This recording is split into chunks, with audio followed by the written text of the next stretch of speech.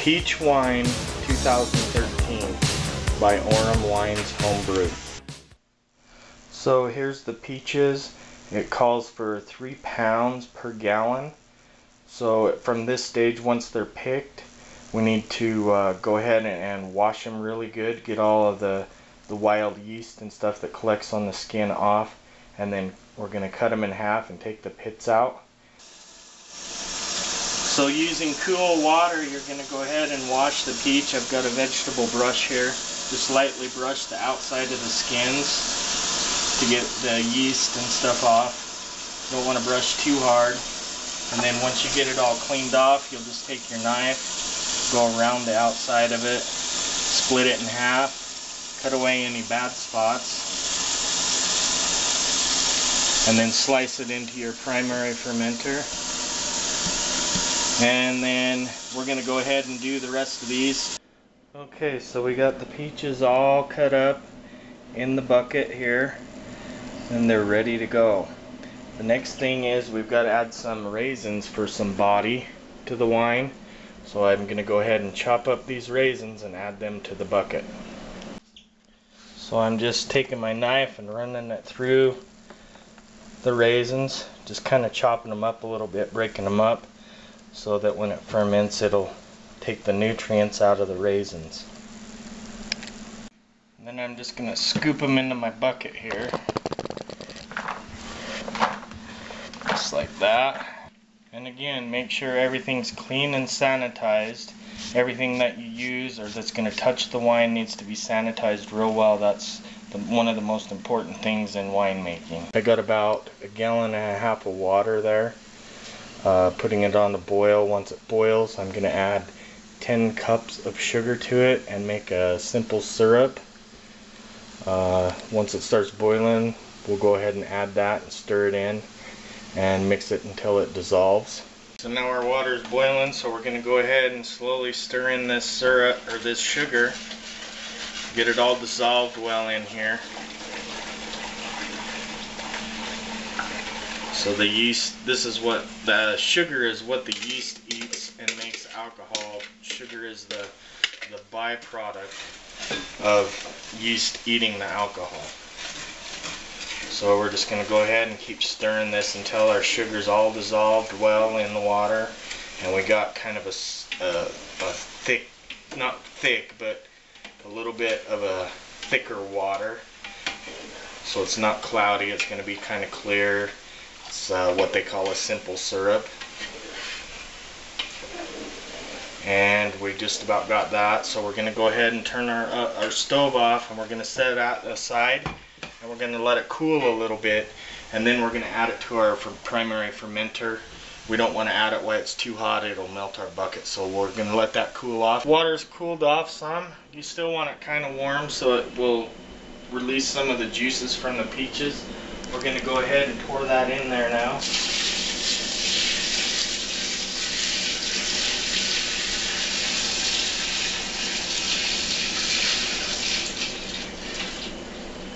And we're going to grab our sanitized spoon over here. We're going to stir that up.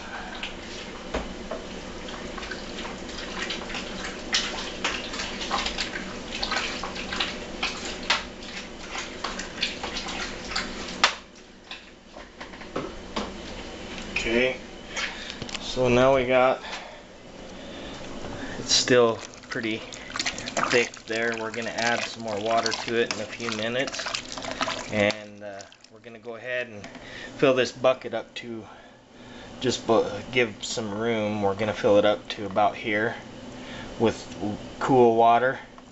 So now I'm getting some water to fill up the bucket some more with some cool water. The bucket won't fit in my sink, so I have to use a smaller bucket and then pour it over. So once we get enough water in here, we're going to go ahead and fill the bucket up to where we need it. Probably do it right there. Go ahead and pour this in here.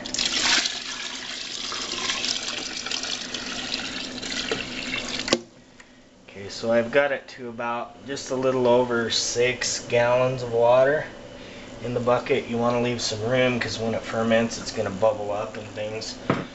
You'll see at a later time, but and then I'm making 5 gallons, so you're going to go at 6 gallons, a little over 6 gallons, because once you strain all the peaches out, once it ferments, you're going to lose a bunch of the liquid, the volume.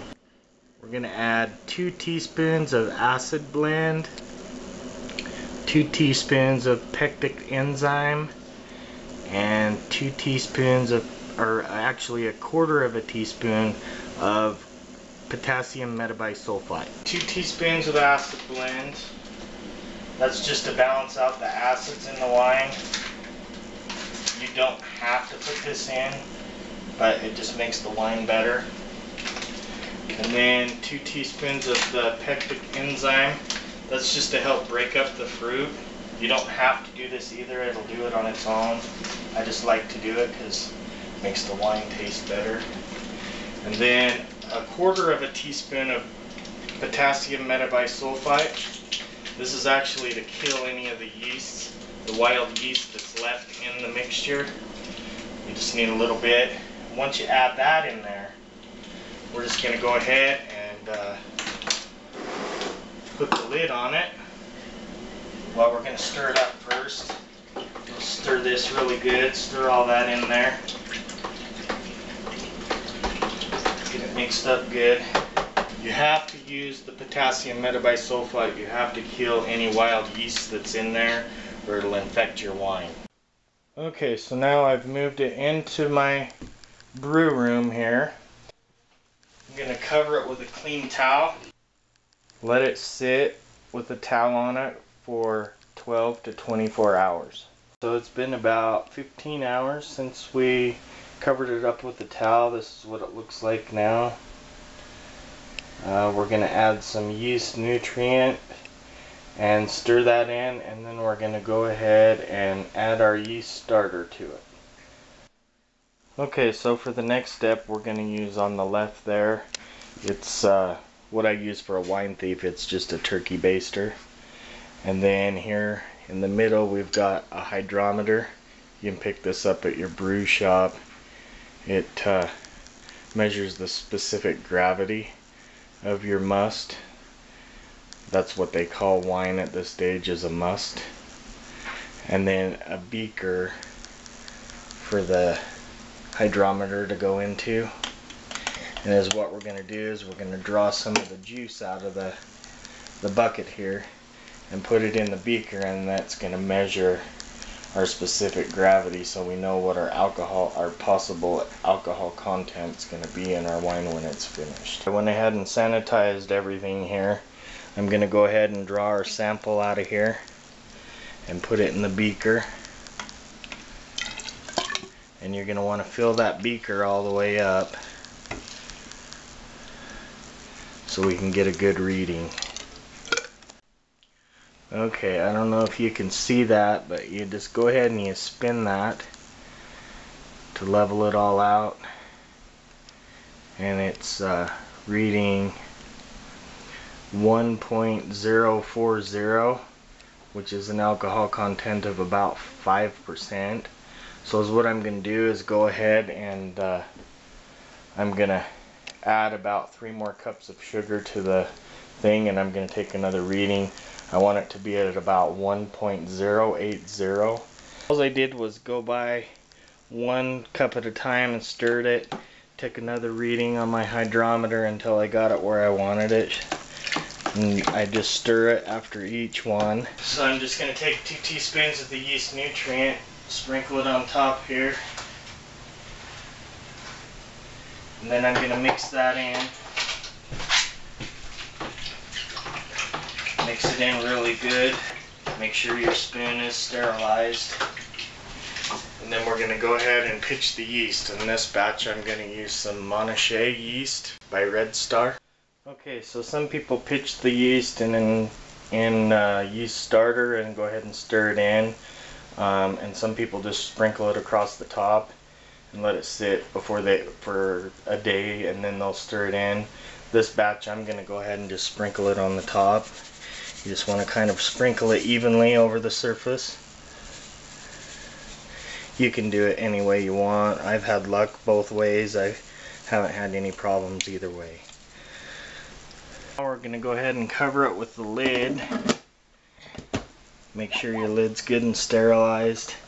And then we're going to take an airlock, fill it up to the line with sanitized water, and we're going to go ahead and fit that in the hole here. And then we'll just let that sit until tomorrow, and then we're going to stir it twice a day for 5 days while it ferments. Okay, so it's the next morning. We're going to go ahead and pull the lid off, and we're going to go ahead and stir this all up. If you can hear it, it's kind of sizzling. It's starting to ferment. Put your lid on it, and then we'll come back tonight and stir it again. Go ahead and stir that up. See how it's, see the foam coming up there. Give it a good stir here.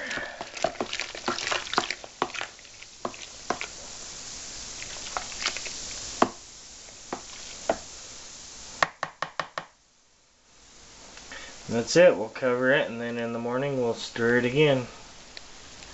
Okay, so it's 36 hours later now. See, the peaches are starting to break up, and you can hear it sizzling and bubbling in there. We're going to stir it up again. See all the foaming action. That's it, fermenting.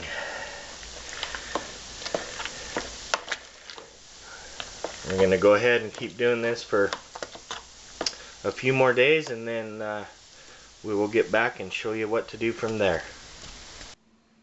Okay, so it's been 9 days actually. I went a little longer. I was kind of busy. So anyway, the fermentation, as you can see, has slowed down. We're going to go ahead and take a hydrometer reading now. It should be around 1.030, and then we can go ahead and rack it to our secondary.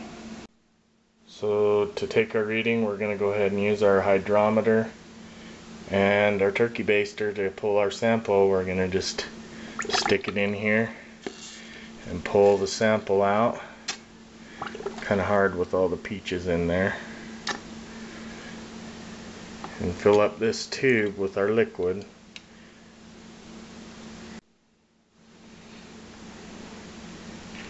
Okay, and then once you get your tube filled up here,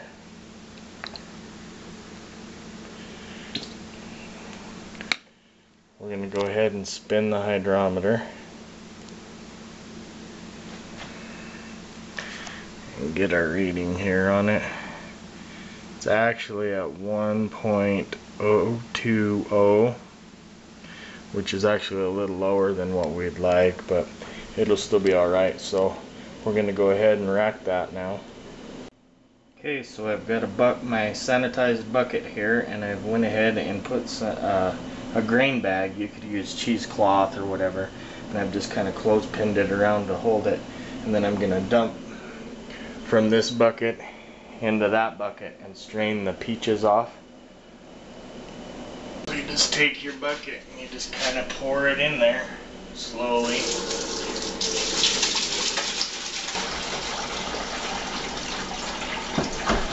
And we'll just keep doing that until we get all the peaches strained off. Got it poured in there, and it's just going to drain slowly through there. So we'll go ahead and let it do that. Then when we're done with that, we're going to go ahead and pull those clothespins off and pull the bag out. Okay, so now we're just going to take the bag, and we're going to have a pair of sanitized gloves on. We're just going to kind of gently squeeze the liquid out. You don't want to squeeze too hard, but get as much of that out as you can. Now we've got all the peaches strained out of it. Now we're going to just siphon it from the bucket down into a carboy. Our sanitized carboy and our sanitized siphoning tube, you just stick that in there, And then you take your siphoning tube, you shove it all the way down to the bottom of the bottle because you don't want no air. So you shove that all the way down in there. And then you just give this a couple of pumps and it's going to siphon down into the carboy. It's just going to go from there down the tube and fill up the carboy. So as the bottle starts to fill up, you'll have to watch your bucket. Depending on how much liquid you have, sometimes you have to tilt it to one side to keep the flow going. As it starts to fill up to the top, you'll slowly pull your hose out. And you'll want to fill it up to the base of the neck right here. Got the carboy all filled up. You don't want to leave much room for air in here. The purpose of this step is to keep the air out once it gets past the hard fermentation. You need to keep the air out or it'll turn it to vinegar. So now we're going to go ahead and put our airlock on.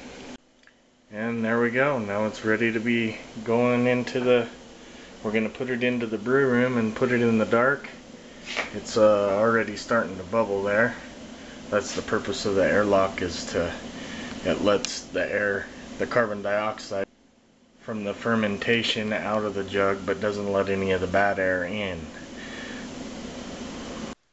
Okay, so here it is in the brew room. I've got it inside of a box here because we want to keep it out of the light while it's fermenting and aging. The airlock's bubbling here, as you can see. So we're just gonna cover that up and we'll just let it sit for 3 weeks to a month, and then we'll continue from there.